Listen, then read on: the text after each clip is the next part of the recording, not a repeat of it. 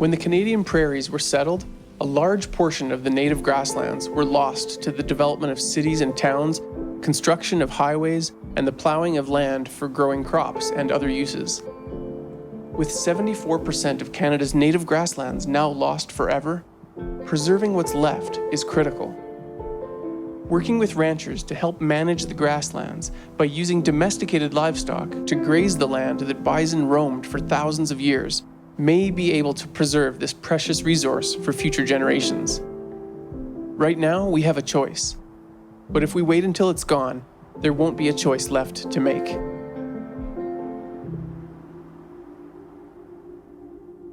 I heard a quote once, and it talked about the extinction of a species. And it's a very, very powerful quote because it said, is a species extinct when there are no longer any species left on the planet? Or are they extinct when there are so few that can't hear each other calling to each other? My first job as an operator was at Unity. I loved that town.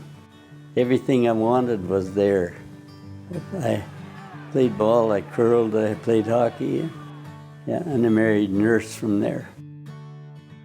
Worked at Unity till 1956. When I started on the railroad, when I worked as an operator, we got paid every 2 weeks. And in my wages for 2 weeks was more than my dad was making in a month.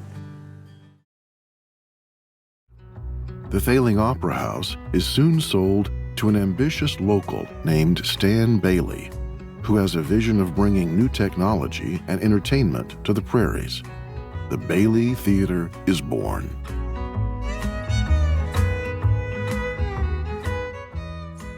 The 20th century happened inside this building.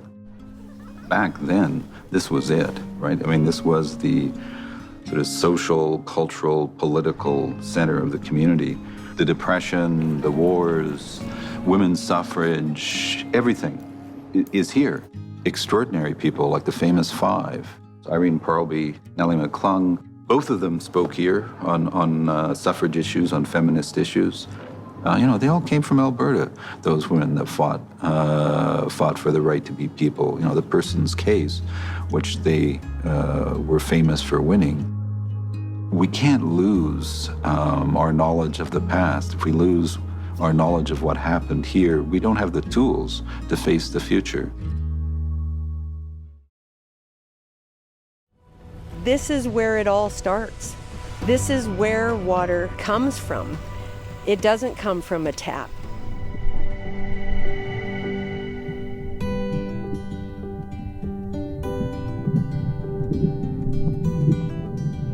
Most of our water that feeds the prairies really comes out of the eastern slopes and the mountains here. So some people have called them the water towers, but really all this area is a big, big sponge. It receives more precipitation than areas further east, but it also keeps those amounts of precipitation longer and releases them more slowly so that we still have a nice supply of water during the entire summer, even though it may not be raining. So what we have here, it's that narrow band of forested area in Alberta, which was originally set aside over 100 years ago for timber production, but also safeguarding the water that we have, because even then already the people realized that we need these areas to be the sponge, hold the water, feed the prairies.